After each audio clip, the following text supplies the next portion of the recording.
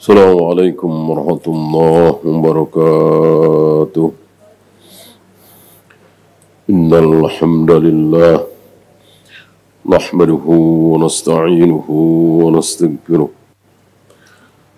Wa na'udzu billahi min shururi anfusina wa min sayyiati a'malina. May yahdihillahu fala mudilla lahu ومن يضلل فلا هادي له أشهد أن لا إله إلا الله وحده لا شريك له وأشهد أن محمدا عبده ورسوله وبعد.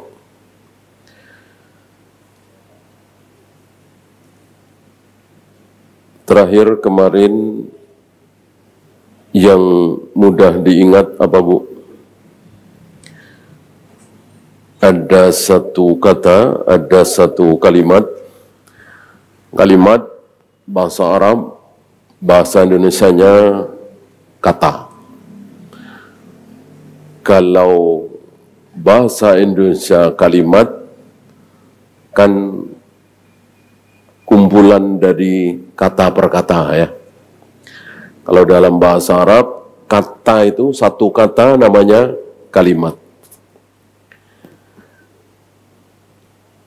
Kalau kumpulan kata per kata atau kalimat, bahasa Arabnya apa? Jumlah. Ada jumlah fi'liyah, ada jumlah ismiyah. Pernah belajar bahasa Arab?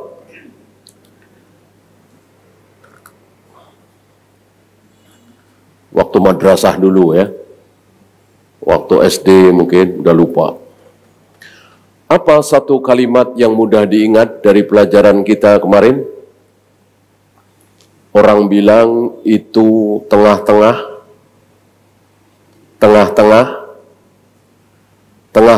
Al-Quran. Apa? Wal yatalattaf. Ya. Wal yatalattaf. Ini ada apanya, Bu? Ada apanya? Orang bilang, ada ininya, ada itunya, kalau dibaca 7 kali, kalau dibaca 17 kali, kalau diwiridkan dan seterusnya. Yang benar, wal yatalattaf tidak ada apa-apanya. Sama dengan kalimat yang lain. Al-Quran itu, baca Al-Quran itu satu huruf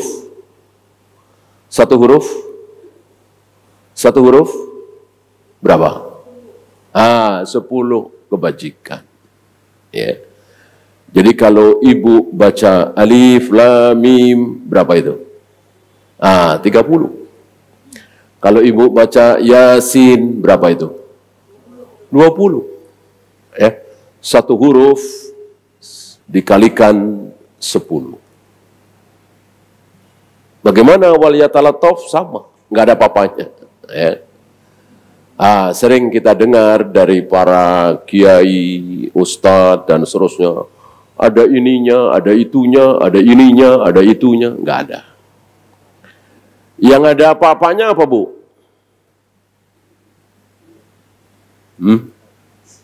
Yang lebih dari yang lain. Apa? Ya, ayat kursi. Ayat kursi ada apa-apanya. Beda dari yang lain. Gitu. Siapa yang selalu baca ayat kursi setelah selesai sholat, maka belum pernah dengar hadis ini? Man qara'a ayatal kursi inda duburis shalah. Barang siapa yang merutinkan baca ayat kursi setelah selesai sholat 5 waktu, maka tidak mungkin tidak masuk surga. Mustahil tidak masuk surga kecuali apa, Bu? Iya, kecuali kalau dia tidak mati. Ya iya, orang masuk surga harus mati dulu. Kalau nggak mati nggak mungkin masuk surga. Gitu ya. Barang siapa yang baca ayat kursi sebelum tidur maka setan tidak akan bisa mengganggu dia, menakut-nakutin dia dalam tidurnya. Ya. Ayat kursi ada apa-apanya, apalagi maksud ayat kursi doang yang punya keistimewaan. Ya, Al-Muluk hadisnya masih diperselisihkan lah. Nah, yang sedang kita pelajari ya, Al-Kahfi dibaca di hari atau di malam Jumat. Apalagi?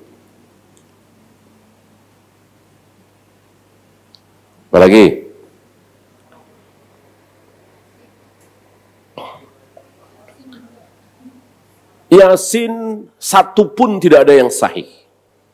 Banyak hadis-hadis tentang keutamaan Yasin. Bahwa Yasin itu qalbul Quran, hatinya Al-Quran. Siapa membaca Yasin malam Jumat akan dikuatkan agamanya, dan ada belasan atau puluhan. Para ulama ahli hadis mengatakan satu pun tidak ada yang sahih. Dhaif semua atau maudhu. Maka surat Yasin sama dengan surat yang lain. Membacanya berpahala satu huruf dikalikan 10. Yang khusus tidak ada untuk Yasin. Ya. Setan tidak akan masuk ke dalam rumah. Setan akan lari dari rumah yang dibacakan surat Al-Baqarah. Al-Baqarah. Tidak sah sholat seseorang kalau tidak baca surat Al-Fatihah. Fatihah ada ya. Dan seterusnya. Tidak akan mempan, ditipu, digoda Dajjal seorang muslim yang hafal 10. Udah kita bahas ya. Ya. Sekarang kita lanjut 21. Udah bangun belum kemarin? Udah bangun apa masih tidur? Udah bangun, ya. Udah nuker uang. Ya. Kita lanjut ya.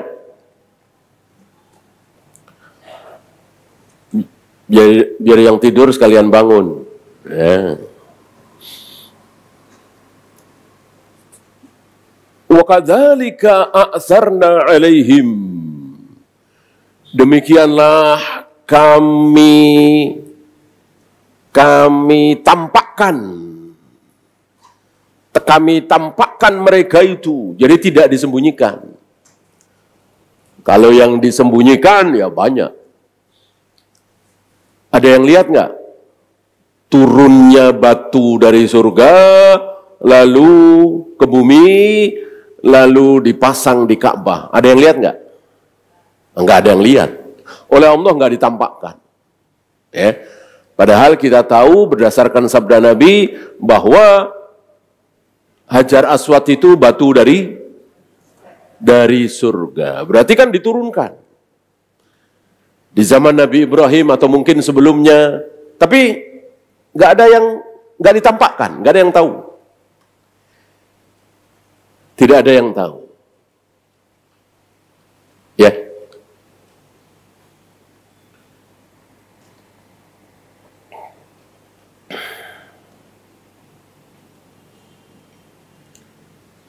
Kuburan Nabi Ibrahim di sini, kuburan Nabi Ismail di sini, kuburan Nabi Nuh di sini, kuburan Nabi Yahya, Zakaria di sini, ditampakkan apa tidak?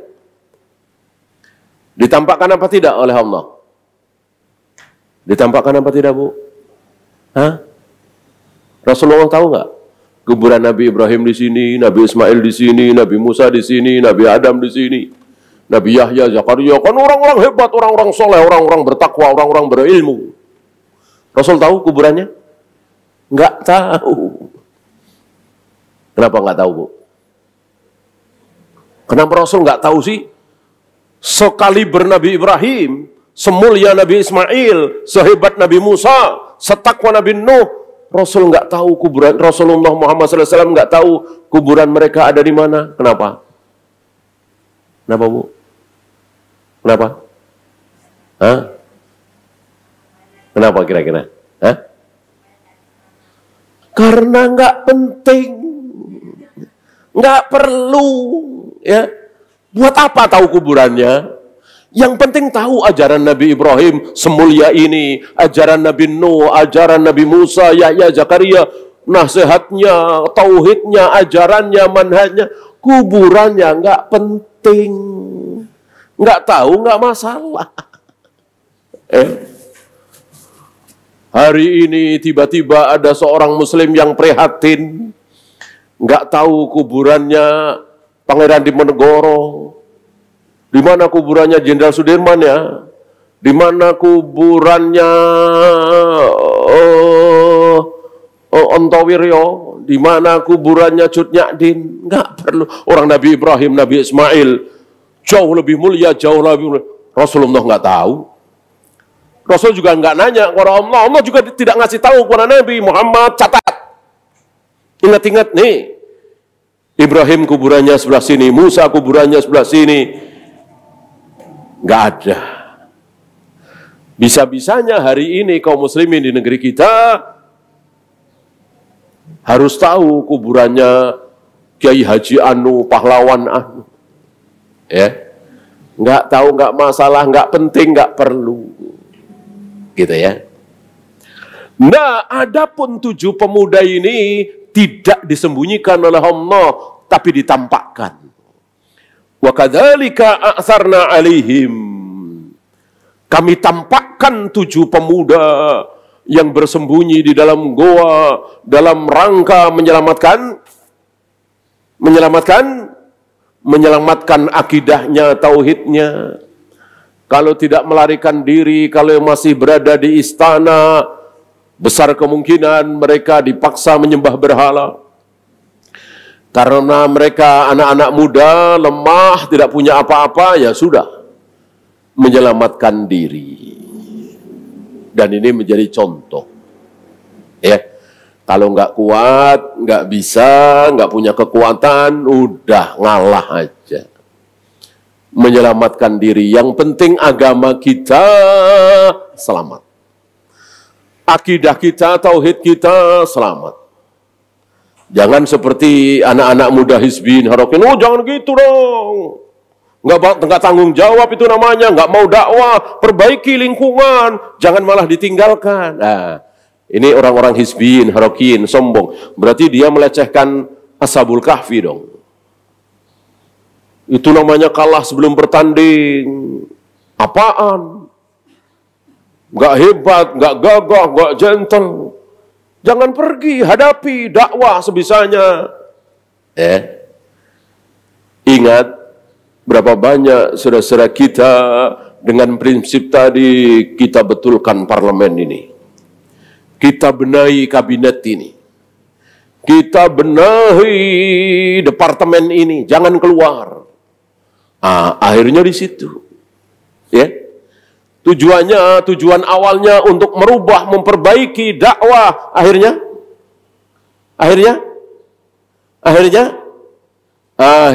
malah berubah sendiri. Pas masuk parlemen, masuk kabinet, jenggotnya panjang. Udah masuk parlemen, dipendekin, sampai tipis, sampai kelihatan hitam doang. Ya, katanya mau merubah, bukannya tagyir malah tagoyir, bahkan tatagoyir. Bukannya merubah malah dirinya sendiri berubah. Karena apa? Sombong. Ya. Yang benar ini, kalau memang nggak merasa mampu, nggak punya kekuatan, sudah. Selamatkan diri kita.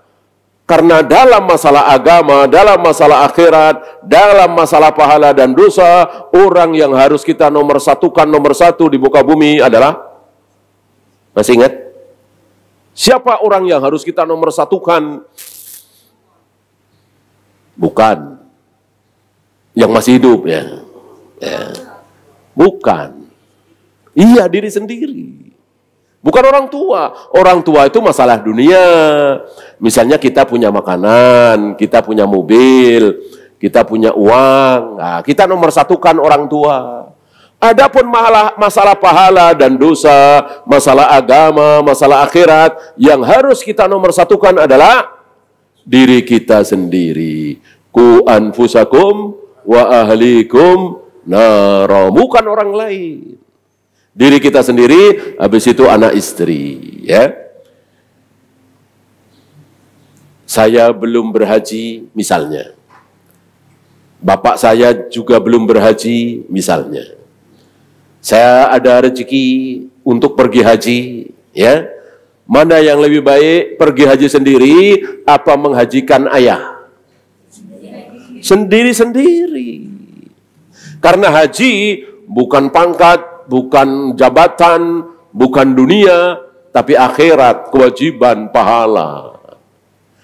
Beda kalau saya belum punya mobil, ayah saya juga belum punya mobil, saya dapat rezeki, bisa beli mobil. Mana yang lebih baik, kita beli mobil untuk diri kita, apa kita kasih ke orang tua?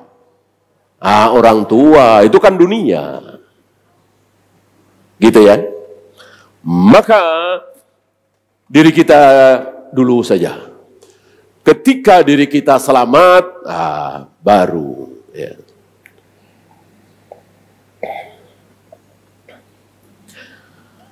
Liya'lamu anna wa'adallahi haq, agar mereka tahu bahwa janji Allah itu hak. Cuman sedikit bukti.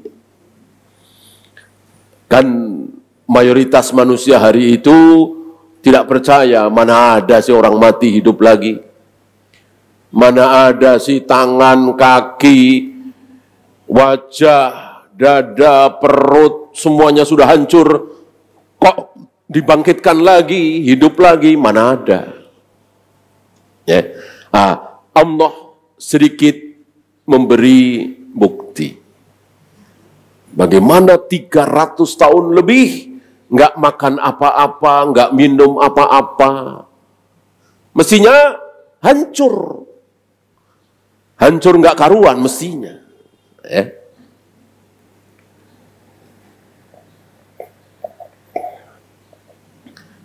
Tapi masih utuh. Masih seperti sedia kala. Bahkan rambutnya, kumisnya, jenggotnya, kukunya nambah panjang nggak, Bu? Ya, enggak, dijaga oleh Allah. Gitu. Seandainya Allah nggak jaga, namanya orang hidup kan, pasti jenggotnya tambah panjang, kumisnya tambah panjang, rambutnya tambah panjang. Itu 10 tahun, 20 tahun. Gimana ini 300 tahun lebih, kayak apa kukunya?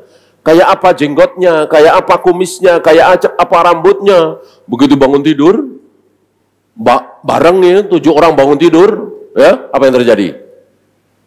Apa yang terjadi? Ya, tunjuk-tunjukkan, loh. Tunjuk-tunjukkan, kamu kok begitu? Rambutmu, ya, ini enggak tunjuk-tunjukkan, biasa. Berarti jenggotnya, kumisnya, rambutnya, kukunya dipelihara oleh Allah, tidak memanjang, tidak liar. Mudah sekali bagi Allah. Gitu ya. Wa anna sa'ata la raiba fiha, bahwa hari kebangkitan itu, hari kiamat itu tidak ada keraguan sedikit pun. Jangan sampai ada keraguan, Bu, ya. Jangan sampai kalah sama orang-orang kafir. Orang-orang kafir banyak yang percaya bahwa hari kiamat itu pasti terjadi. Dengan tinjauan sedikit ilmu mereka ya. Matahari begini-begini, laut begini-begini, panas bumi begini-begini. Mereka yakin satu ketika ini habis, ini hancur. Gitu ya. Kita lebih yakin lagi. Karena berdasarkan Al-Quran dan Sunnah. Dan lebih rinci lagi. Gunung seperti apa, Bu? Gunung seperti apa? Kal-ihnil manfus. Seperti apa? Seperti bulu yang dihambur-hamburkan. Nah, waktu kecil pernah mainin bulu ayam misalnya, dihambur-hamburkan begitu, itu gunung. Kayak gitu. Kayak apa itu? Gunung. Kalau sekarang kan cuman mengeluarkan lahar, meletus ya. Mana ada dihambur-hamburkan. Hancur. Ya. Itu baru gunung. Belum laut, belum bulan, belum bintang, belum matahari, belum ini. Udah hancur semua. Kayak apa ya?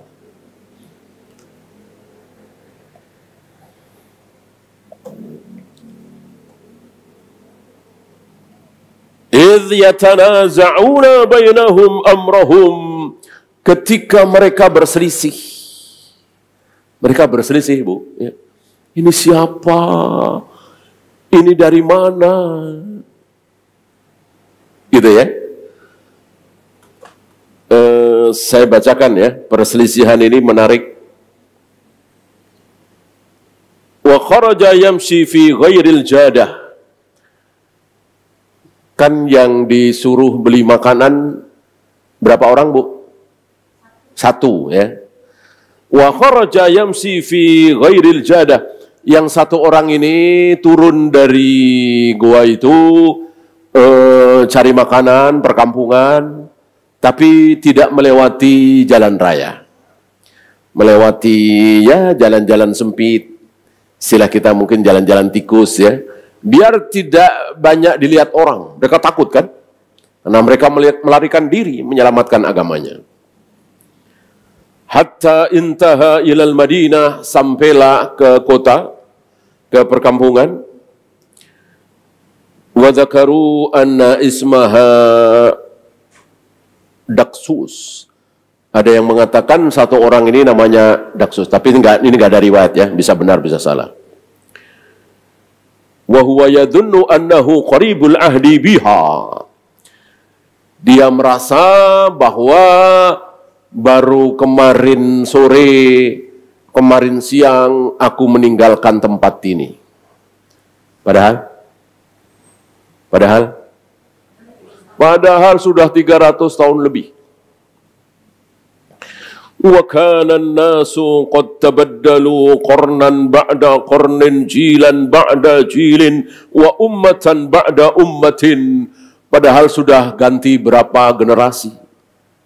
Sudah berapa abad, 3 abad lebih.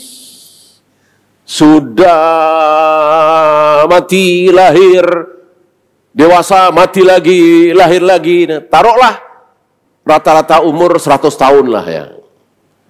Kalau kita umat Muhammad SAW rata-rata berapa, Bu? Antara 60 sampai 70. Antara 60 sampai 70. Ada yang meninggal di atas 70? Ada, tapi sedikit. Ada yang meninggal di bawah 60? Ada, tapi sedikit. Mayoritas antara 60-70. Sabda Nabi SAW. Nabi sendiri berapa? 63. Ya. Ada seorang ikhwan, supir ambulan, dia menyaksikan kebenaran sabda Nabi ini. Supir kan dia nyatet, dia baca ya. Oh, fulan yang meninggal ini umurnya sekian. Fulan yang meninggal ini umurnya sekian. Dia cerita kepada saya antara 60-70 mayoritasnya. Ada di bawah 60 sedikit. Ada di atas 70 sedikit. Mayoritas antara 60 sampai 70. Shadaqa Rasulullah sallallahu alaihi wasallam. Nah, umat dahulu pendek-pendek apa panjang-panjang umurnya? Lebih panjang. Umatnya Nabi Nuh dan Nabi Nuh sendiri berapa? 1000 tahun. 950 tahun beliau menjadi nabi, menjadi rasul. 50 tahun beliau, umur 50 tahun, diangkat jadi nabi, jadi rasul, berdakwah selama 950 tahun. Siang, malam, terang-terangan, sembunyi-sembunyi. Ya, dapat berapa Bu? Masih ingat? 950 tahun berdakwah, mengajak manusia masuk Islam, menyembah Allah satu-satunya. Dapat berapa Bu? Masih ingat? 80. Yang masuk ke kapal beliau itu 80 orang. 81 dengan beliau. Selebihnya kafir semua, mati semua, tenggelam semua. Kena banjir. Ya. Nah, makin kesini makin pendek, makin kesini makin pendek, makin kesini makin pendek. Nah, mungkin di zaman Ashabul Kahfi taruhlah 100 tahun ya. Berarti sudah 3 generasi lebih. Ya. Sudah lama sekali.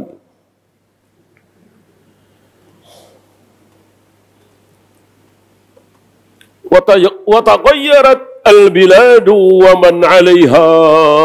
Rumah-rumah sudah berubah, keadaan sudah berubah. Ini kemarin ini pohon semua sih, sini hutan. Kenapa sekarang jadi rumah semua?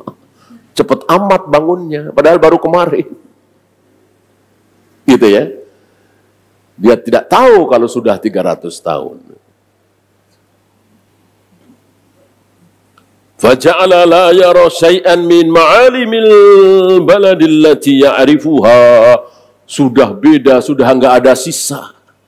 Sudah betul-betul berubah. Wala ya'rifu ahadan min ahliha. Enggak ada mungkin sekelebat si fulan, sekelebat si A, sekelebat si B gitu. Oh, ini mungkin rumahnya si A nih. Enggak ada semua. Ya iya udah mati semua, 300 tahun, ya kan? Tentu sudah mati semua. La khawasaha wala awamiha. Yang teman-teman dia, yang dekat dia, yang jauh, enggak ada semua. Ya iya 300 tahun lebih. Faja'ala yatahayyaru fi nafsihi. Maka dia menjadi heran, merenung. Wa yaqul la'alla bi jununan aw masan aw ana halim. Saya ini kemasukan jin, saya ini kesurupan apa, saya ini ngimpi apa. Ya, betul-betul enggak ada persamaannya sedikit pun. Ya bayangkan 300 tahun lebih. Tentu sudah berubah. Ya, Ibu masih ingat 330 tahun yang lalu di sekitar sini, 30 tahun yang lalu, 40 tahun yang lalu, ya, beda kan? Apalagi ini 300 tahun yang lalu. Kayak apa?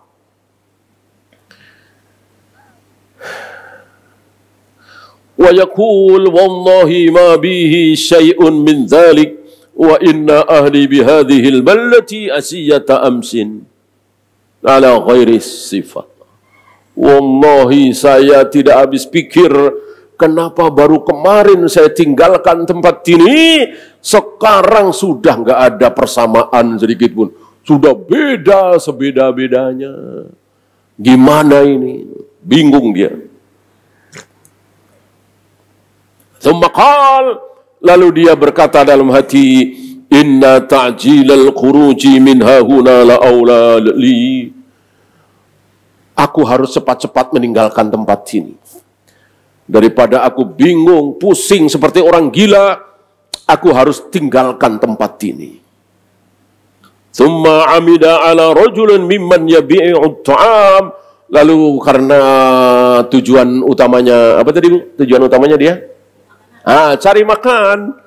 Ya, mimman yabi'u ta'am, dia cari orang yang menjual makanan. Kebetulan ada di situ. Fadafa'a ilaihi ma ma'ahu minan nafaqah. Setelah makanannya diberikan, wasa'alahu ayyabi'ahu bi'a ta'aman, dia berikan alat tukar, ya, istilah kita uang, ya. emas, perak. Tentu kan ada modelnya ya. Walaupun zaman dahulu namanya emas, perak, alat tukar itu ada modelnya. Gitu ya. Falamma ra'aha dzalika ar-rajulu anqaraha wa anqara darbaha. Dia kaget melihat alat tukar uang ini bukan mata uang sekarang ini. Bukan alat tukar sekarang.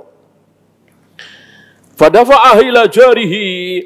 Karena dia kaget, dia beritahukan ke temannya, tetangganya. Ini kok ada uang seperti ini? Gitu. Faja'alu yatadawalunaha bainahum wa yaqulun. Maka orang-orang pada kaget. Ini siapa ini? Ini uang apaan ini? La'alla hadza qad wajada kanzan. Oh, mungkin orang ini menemukan harta dulu. Kalau istilah kita harta karun ya. Harta zaman dulu kanzan.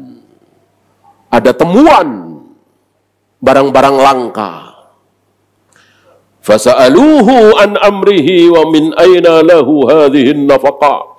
Maka orang-orang bertanya kepada si fulan ini, dari mana, namanya siapa, dapat dari mana. Ya tentu jawabnya jujur. Ya aku dapati bawa kemarin sore dari yang selama ini kita dapati. Ada itu Dikianus di situ. Ada mungkin tanda Dikianus ya. Biasa kalau uang kan di zaman Pak Harto, gambar Pak Harto.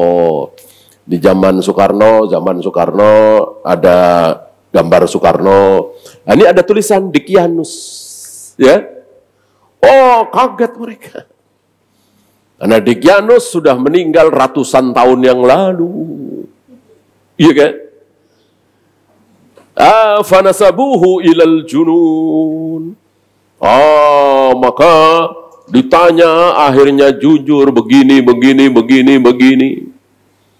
Kemarin sore kami bertuju meninggalkan istana kami, rumah kami untuk menyelamatkan agama kami karena kami takut diajak menyembah berhala. Kami tidur di goa. Baru sekarang kami terbangun lapar, ingin cari makanan dan seterusnya. Mereka paham. Bukan kemarin sore kalau begitu mah.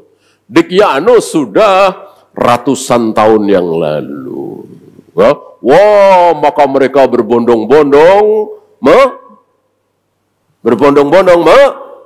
mengikuti anak muda ini ke gua itu. Singkat cerita, muncul setan. Setannya yang bisikin apa, Bu? Apa? Faqalu ubnu alaihim bunyanan. Bikin bangunan di sini. Bikin bangunan di goa ini. Prasasti apalah ya, bahkan lebih setan lagi apa? Lanattakhidanna alaihim masjidan. Kita bikin masjid di sini. Kita bikin masjid untuk beribadah di sini. Ya, ini setelah mati ya. Setelah mati. Kan nggak lama mati. Ya. Kan tujuan Allah cuman ingin memberitahukan kepada orang-orang kaum muslimin hari ini, singkat cerita, sudah menjadi muslim.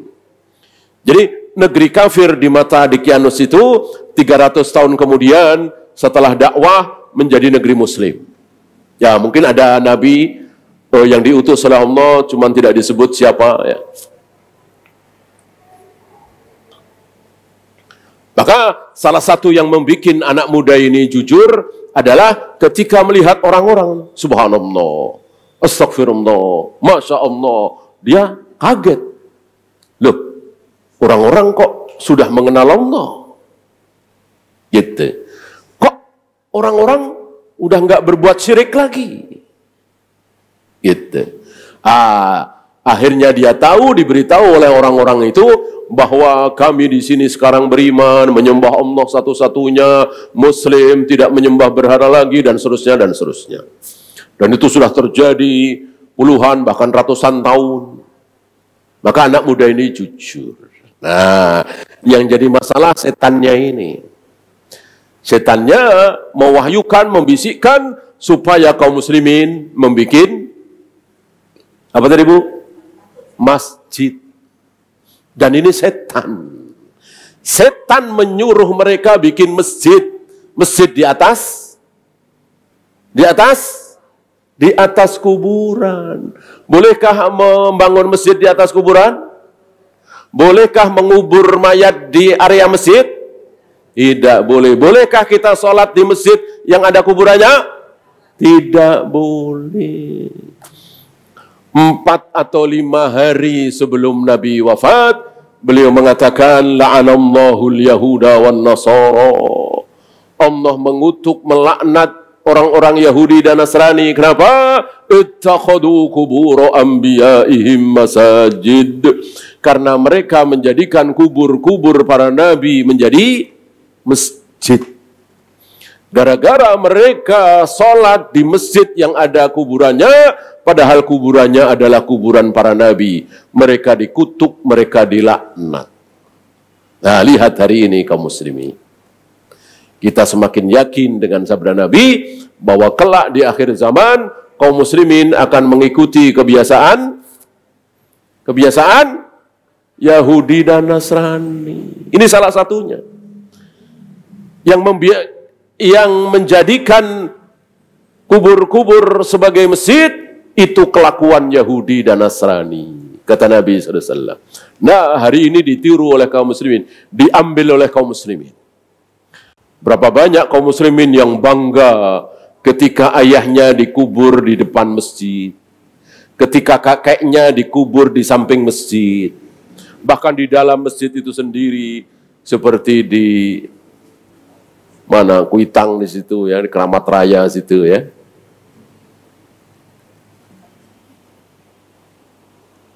Haram, ya. Ini setannya membisikkan kepada kaum muslimin, qala alladziina ghalabu ala amrihim, berkatalah orang-orang yang punya kekuasaan hari itu, lanattakhidanna alaihim masjida, akan kami bangun masjid di atas kubur mereka. Inilah syaitan, inilah iblis membisikkan, mewahyukan di hati kaum muslimin, sebagaimana dulu iblis pertama kali mewahyukan, membisikkan di zaman Nabi Nuh. Bikin apa Bu? Masih ingat? Bikin patung. Patungnya siapa Bu? Patungnya orang-orang soleh bernama Yagus, Ya'uq, Suwa, Wad, Nasr. Ibu bisa dilihat di surat Nuh. Mereka adalah orang-orang soleh, para da'i, para muballigh, ulama yang sudah wafat. Kata iblis, jangan lupakan begitu saja orang-orang soleh kalian yang sudah wafat. Ingat, muliakan, hormati. Caranya, bikin patung. Dibikinlah patung. Yagus, Ya'uq, Suwad, Wa, Nasr. Langsung disembah? Langsung disembah? Tidak.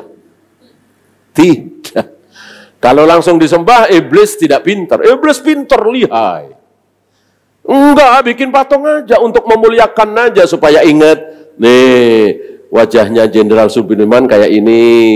Wajahnya Pangeran Diponegoro seperti ini. Wajahnya Imam Bonjol seperti ini. Itu. Langsung disembah? Tidak. Wa tala alaihimul amad. Ketika waktu berjalan puluhan tahun, ratusan tahun, lama-lama disembah. Inilah lihainya iblis. Hebatnya iblis. Manusia ditipu. Ya.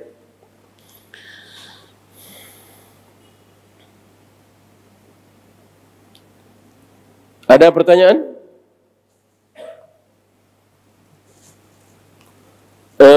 Satu lagi. Ghaza ibnu Abbasin ma'a Hubaib ibn Maslamah. Satu ketika, ini Rasul sudah wafat, Abu Bakar sudah wafat, Umar sudah wafat sepertinya ya. Ibnu Abbas berjihad. Famarru bikahfin fi biladir Rum. Jihadnya ini ke Romawi. Kemudian beliau dan beberapa sahabat dan tabi'in menemukan gua kahfi. Fara'au fiha idhaman. Di dalam gua itu mereka, Ibnu Abbas dan beberapa sahabat dan tabi'in menemukan tulang belulang manusia. Tulang belulang manusia di dalam gua itu. Faqala qailun, demi melihat ini ada yang mengatakan hadhihi izami ahlil kahfi. Ini adalah tulang belulang ashabul kahfi.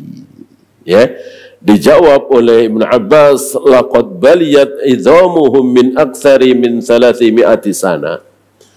Tulang belulangnya sudah hancur dari 300 tahun yang lalu. Artinya Ibn Abbas tidak mentang-mentang ya. Ada ini, ada ini dia. Ya. Tidak rajman bil ghaib. Salah satu yang haram kita lakukan adalah rajman bil ghaib. Ya. Lihat wajahnya nih, ini pantasnya jadi pedagang. Jangan jadi pegawai.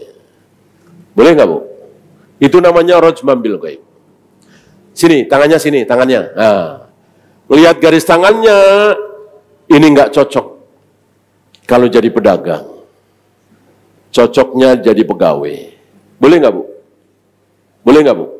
Ini rajman bil ghaib. Mengira-ngira hal yang gaib. Bolehkah? Tidak boleh. Ya.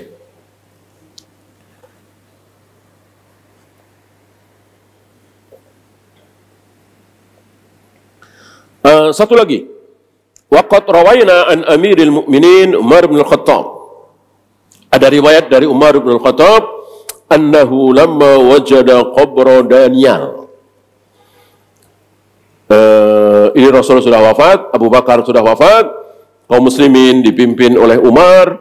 Umar waktu itu berjihad dan sampai ke Irak dan mendapati kubur Nabi Daniel. Ada salah satu nabi di antara 124.000 nabi yang bernama Nabi Daniel. Tidak disebutkan di Al-Quran. Karena nabi-nabi itu ada yang disebutkan di Al-Quran, ada yang disebutkan di hadis, bahkan tidak disebutkan di dua-duanya. Kan nggak mungkin 124.000 nabi itu namanya pasti ada, kalau nggak di Al-Quran, di Sunnah. Nggak. Amara ayyukhfiyah anin nas. Umar langsung buru-buru, ada riwayat Nabi itu jasadnya kenapa, Bu? Nabi itu jasadnya, jasad para nabi pasti utuh. Rasulullah mengatakan Allah haramkan kepada apa istilah kita, bakteri di tanah ya, untuk memakan, merusak jasad para nabi. Ya. Maka wajahnya masih utuh. Tangannya, kakinya. Maka Umar yakin ini Nabi Daniel. Ada yang sempat ngukur. Ya. Ada yang sempat ngukur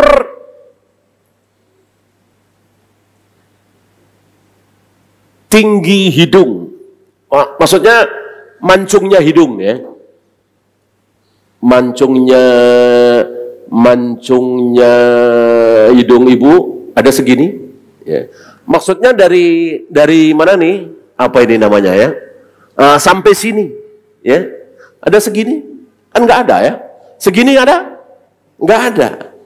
Nah itu diukur berapa? Sejengkal.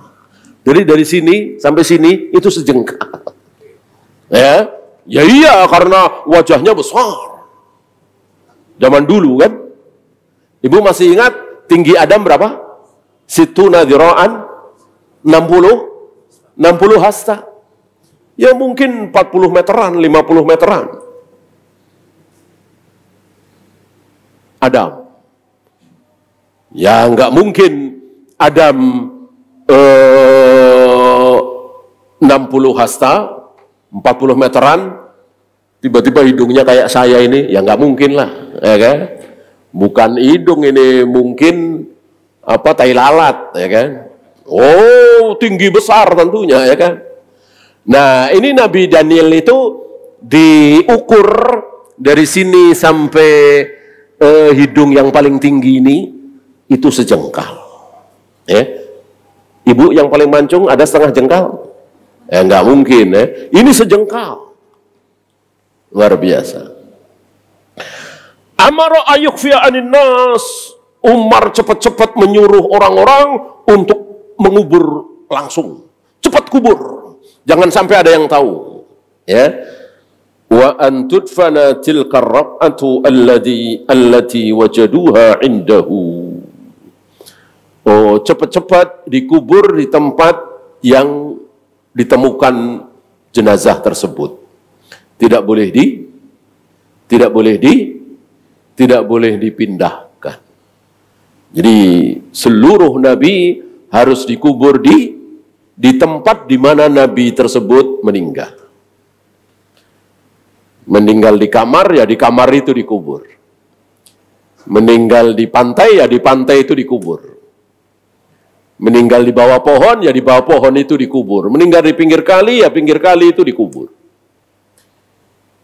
Itu syariat Allah untuk para nabi, para rasul. Nah, ini umat bandingkan dengan orang sekarang. Ya, menemukan itu di foto, ya kan? Kalau sekarang ya, disebarkan.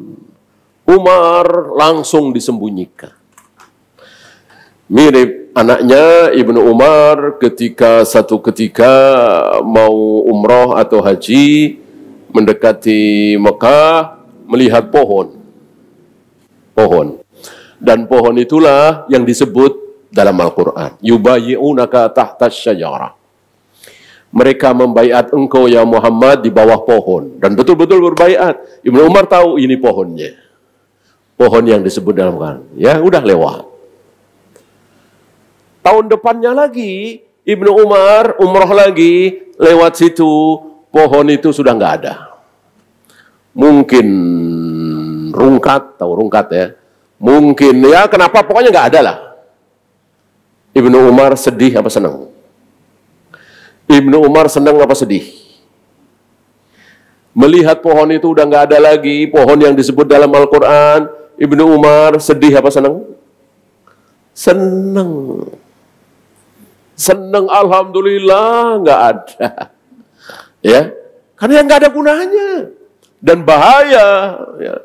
Coba kalau orang-orang sekarang lihat pohon itu masih ada, ya, atau dibohongin lah. Banyak kan orang yang membohongi sejarah nih. Ini kamarnya Rasulullah nih di sini nih. Tahu dari mana? Ini Rasul lahir sebelah sini nih, ya. Ini rumah bidannya nih sebelah sini, ya. Tahu dari mana? Ya. Itu larang. Ya. Masjidil Haram kan sebegitu luasnya. Ya, di antara Masjidil Haram itu dan nggak ada gunanya, nggak ada perlunya. Buat apa? Yang berguna, yang perlu itu ajaran Nabi, sabda Nabi, sunnah Nabi. Bukan lahir di sini, bidannya tempatnya di sini, ini nampak tilas, nggak ada gunanya. Wallahu a'lam. Ya, ada pertanyaan, silakan.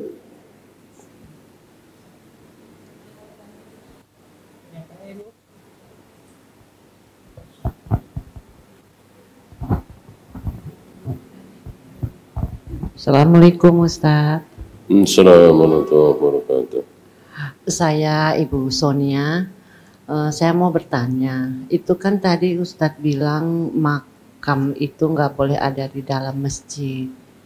Bagaimana dengan makam Nabi di Masjid Nabawi? Itu kan ada di dalam Masjid Nabawi sebelah timur.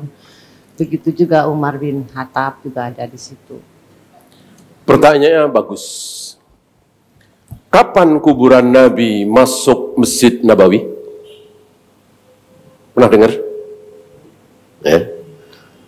Apakah begitu Nabi dikubur, nggak lama langsung terjadi perluasan, maka kubur Nabi masuk Masjid Nabawi? Tidak. 110 tahun atau 111 tahun kira-kira. Dan tidak ada satupun sahabat yang masih hidup. Sahabat sudah meninggal semua. Ya, dan para ulama mengingkari ini.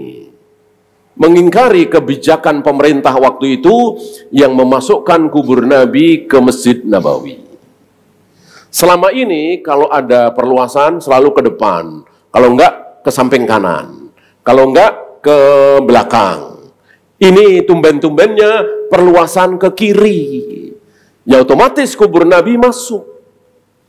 Dan hari itu para ulama mengingkari, jangan, nggak boleh, haram. Tapi nggak berkuasa. Salah satu yang paling keras adalah menantunya Abu Hurairah bernama Sa'id bin Musayyab. Sa'id bin Musayyab ini yang paling keras menentang kebijakan pemerintah Umayyah, Bani Umayyah waktu itu, yang memasukkan kubur Nabi ke Masjid Nabawi. Ya, dan sepanjang sejarah ada aja usulan untuk gimana caranya supaya jangan masuk gitu. Tapi qadarullah ya sampai hari ini seperti itu. Ya. Pertanyaan, apakah dengan demikian kita tidak boleh sholat di Masjid Nabawi karena sudah ada kuburan di Masjid Nabawi? Jawabnya boleh. Kenapa? Iya, itu jawaban para ulama. Jawaban Nabi apa? Sholat di masjidku ini, Masjid Nabawi, itu 1000 kali lipat pahalanya, keutamaannya dibanding dengan sholat di masjid lain. Sabda Nabi ini berlaku sampai kapan? Sampai hari kiamat. Nggak ada sabda Nabi berlaku 100 tahun, 200 tahun, atau bersyarat, gitu ya. Syaratnya sebelum ada kuburan di masjidku, enggak. Untuk Masjid Nabawi, Masjidil Haram, Masjidil Aqsa, mau ada ratusan kuburan di tengah-tengah masjid, enggak masalah. Karena Nabi sudah bersabda. Adapun Masjid Istiqlal, masjid kita ini, dan masjid manapun selain 3 masjid itu tentu beda. Paham ya?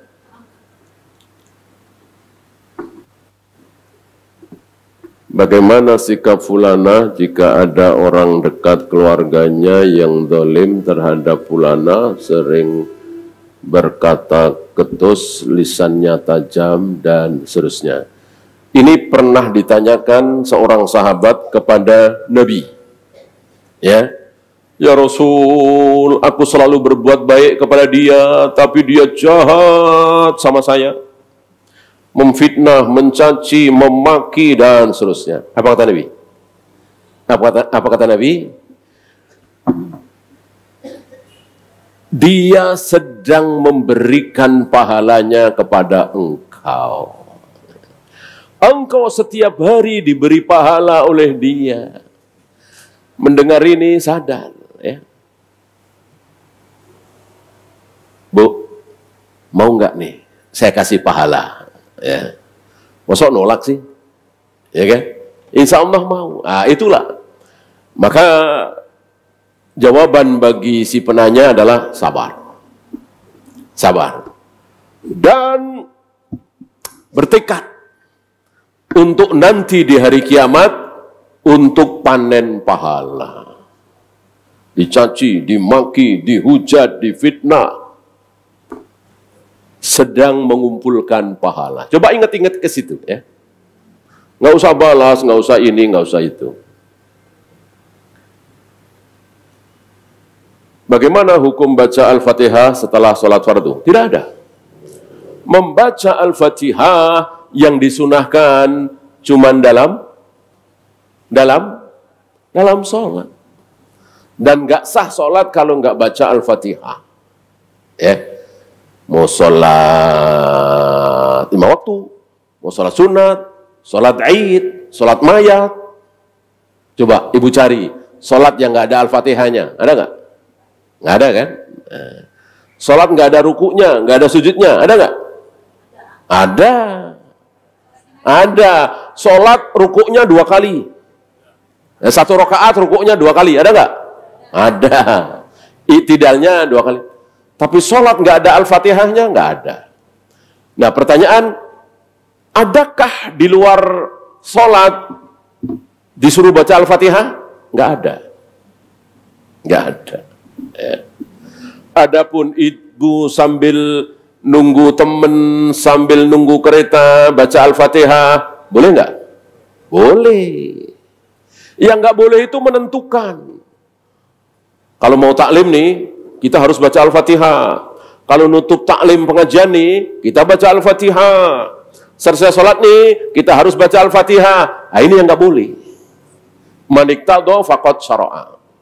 Barang siapa yang menentukan apa yang tidak ditentukan oleh Allah dan Rasulnya, berarti dia telah bikin-bikin syariat sendiri.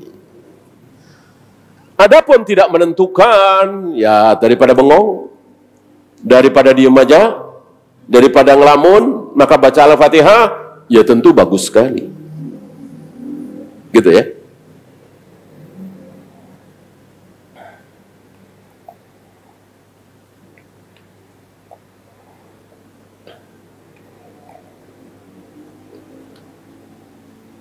Kenapa memalsukan nasab termasuk dusta yang besar? Bukan yang besar ya, yang paling besar. Min akdzabil firo, ada 3 dusta terbesar. 1, apa? Belum dengar Bu? Ya, dusta mengatasnamakan Nabi. Nabi nggak bersabda, kita bilang Nabi bersabda begini, hadis palsu. Ya, ini dusta terbesar. Yang kedua, dusta bohong masalah mimpi. Tadi malam saya mimpi begini-begini, padahal enggak. Itu dusta terbesar. Satu lagi, mengaku bapak kepada yang bukan bapaknya, mengaku anak kepada yang bukan anaknya. Ini pun dusta terbesar. Ya, kalau administrasi jangan ditampakkan ya. Jangan ditampakkan. Ya janganlah. Ya. Kalau adopsi itu kan administrasi ya kan? Nah, jangan. Karena kan di situ pada tanggal 7 Januari 1986 telah lahir dari pasangan Fulan dan Fulana anak yang bernama Muhammad Anu. Kan ini dusta yang besar. Padahal enggak. Hati-hati.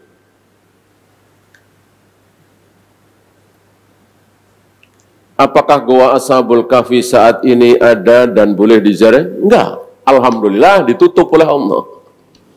Di mana? Ya, kayak tadi kan Ibnu Abbas mengingkari, enggak. Gitu. Buat apa? Cukup kita mengambil pelajaran bahwa ada 7 pemuda yang pernah tidur di sebuah goa 300 tahun lebih, udah. Pelajarannya begini-begini seperti yang sedang kita pelajari ini. Adapun mengunjungi tempatnya dan seterusnya enggak perlu. Enggak perlu. Apakah safar sudah melewati kota tinggal tapi belum 80? Jangan ya. Kalau kotanya itu sekali sampai mungkin 100 kilo kalau ada ya. Ya mungkin ya. Misalnya Jakarta, Bogor, Bekasi, Depok, jadi satu kota, tidak mustahil ya. Tahun 2100 misalnya ya kan. Jadi satu kota, ya nggak boleh kosor, bukan safar. Kan safar itu keluar kota. Sebaliknya, dia tinggal di mana? Cirebon misalnya ya. Cirebon ke Brebes kan ya paling mungkin 40 kilo, tapi memang keluar kota. Maka kosor.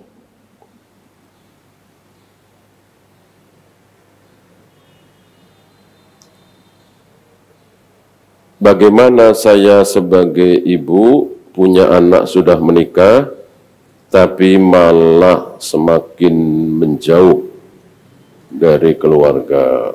Doa ya. Salah satu doa yang sangat didengar oleh Allah adalah apa? Da'watul walidi liwaladihi.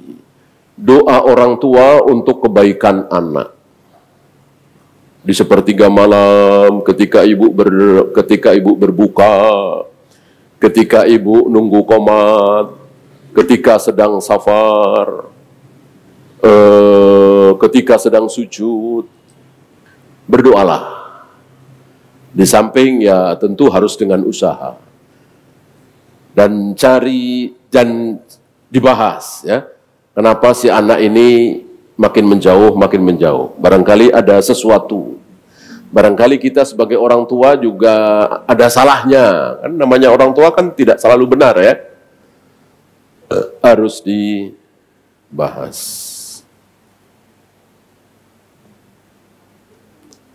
Ketika emas tahun lalu dizakati, apakah tahun ini juga dizakati? Iya, zakat itu tiap tahun. Sama dengan kurban tiap tahun. Gitu.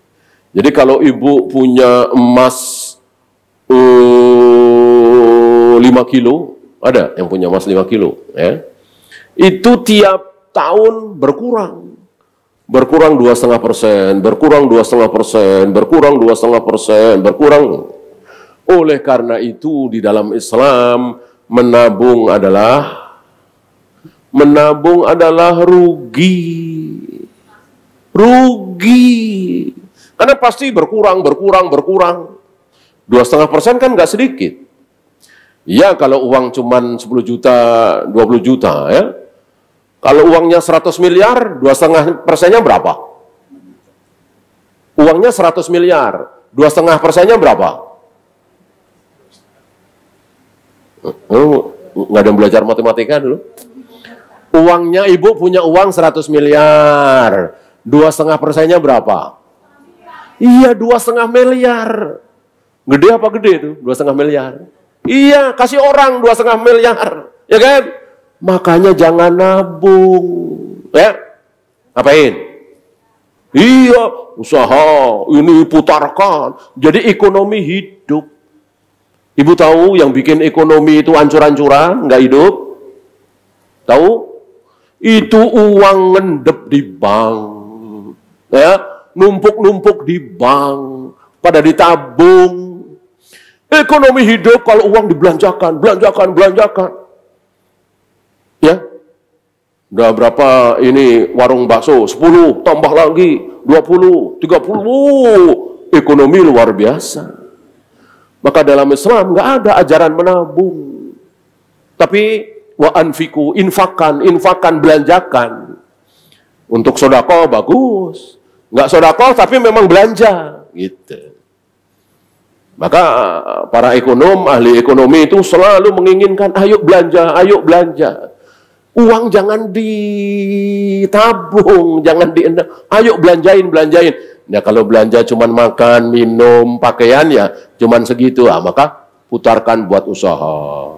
Ya, buka warung bakso udah banyak, warung soto, cilok, ini, ekonomi berkibar. Gitu ya. Wallahu a'lam. Ada lagi, Bu? Apa? Apa tadi yang kedua? Iya, mimpi. Mimpi. Tidak mimpi ketemu Rasulullah, bilang mimpi ketemu Rasulullah. Tidak mimpi ketemu orang tua, bilang mimpi ketemu orang tua. Semalam mimpi ketemu ibu. Ibu nyuruh kamu ngasih duit sama saya. Ya. Nah, padahal enggak.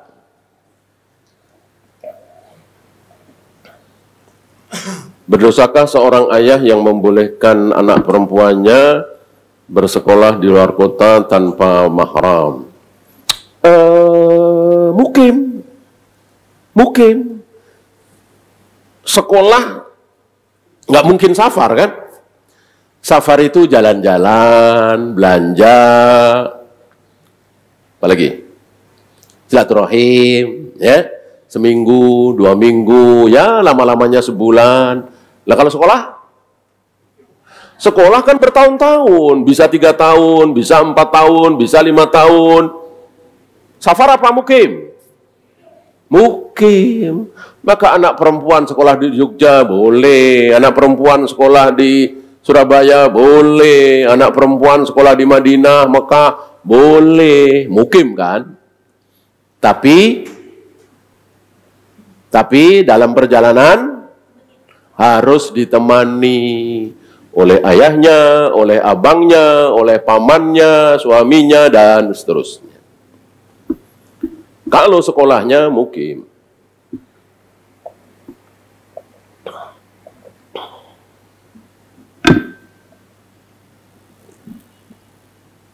Ada lagi, Bu?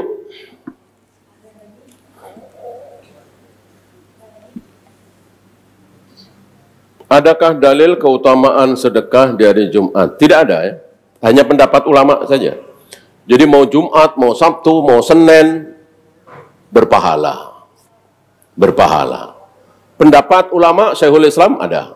Tapi dalil nggak ada. Mungkin mereka salah faham dengan ucapan sahabat. Kami senang kalau hari Jumat. Kenapa? Karena sepulang sholat Jumat, kami diundang makan oleh nenek-nenek tua. Ya. Ini waqiatul ain. Ini waqiatul ain. Ya kebetulan saja. Tidak kemudian disimpulkan bahwa wanita ini memberi makan nunggu hari Jumat. Tidak. Tidak. Oleh karena itu, sedekah hari Jumat bagus.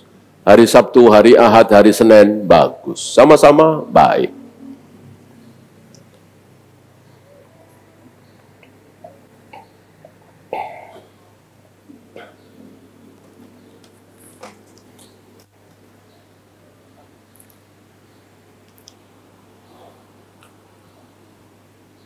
Ada lagi? Udah tadi. Kalau tidak ada, kita akhiri. Subhanakallahumma bihamdika asyhadu an la ilaha illa anta astaghfiruka wa atubu ilaik. Assalamualaikum warahmatullahi wabarakatuh. Dukung Al-Hujjah untuk punya tempat dakwah. Salurkan wakaf lahan melalui Bank Syariah Indonesia. Nomor rekening 7796001377 atas nama Al-Hujjah Dakwah Islamiyah dengan memberikan kode 300 di belakangnya. Contoh, Rp 10.300.000, syukron, wa jazakumullah khair.